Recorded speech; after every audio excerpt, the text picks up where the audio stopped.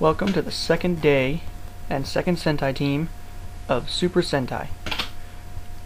For over 40 years, Super Sentai has had new teams, new hero concepts, new villains, and new heroes, along with new mechas, new outfits, and new ways to show off how the heroes are shown in the show.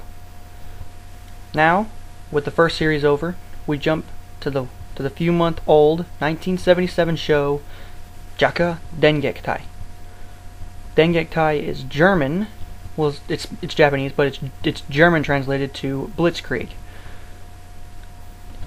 This show was the successor for Go Ranger, and being that it had a lot to live up to, its expectations were really high, but it wasn't that good because unlike its predecessor, which had 84 episodes, JAKQ only had 33 episodes.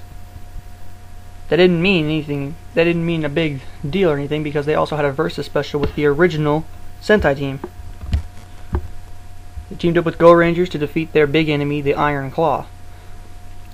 This show is a little bit different. It's the only Sentai team to ever start off with 4 Rangers. Every other Sentai team started with 3 or 5. This one had 4. They were based on suits and cards from the particular bicycle deck. The Ace of Spades, the Jack of Diamonds, Queen of Hearts, and King of Clubs. Simple deck, but there was also a 5th card that always came. It was always like a 5th little suit deck, whatever it is, that always came with the cards, and that was the Joker. That would be Big One, the leader of the team, who had a rainbow style on his uniform. He always jumped out to do big battles and finish off. One thing about this Sentai team was that just like its predecessor, it did not have a giant robot to fight with.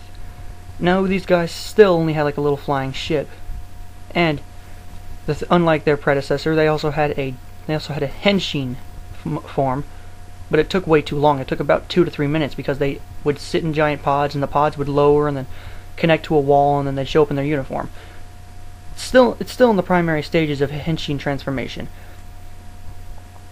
And unlike the previous Sentai, who were humans, these guys who were once humans are now cyborgs. Be it that most of them, I believe that 3 of them were put into a terrible accident on purpose, so that they could have the power of the Super Sentai's team.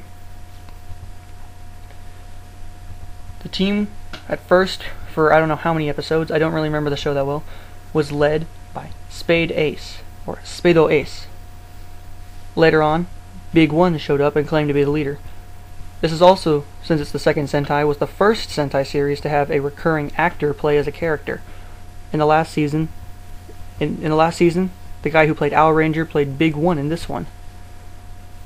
This was also a Sentai team who couldn't use an ultimate battle move until their final member showed up. With JAKQ's 4 original members, they couldn't do much but fight and use their weapons.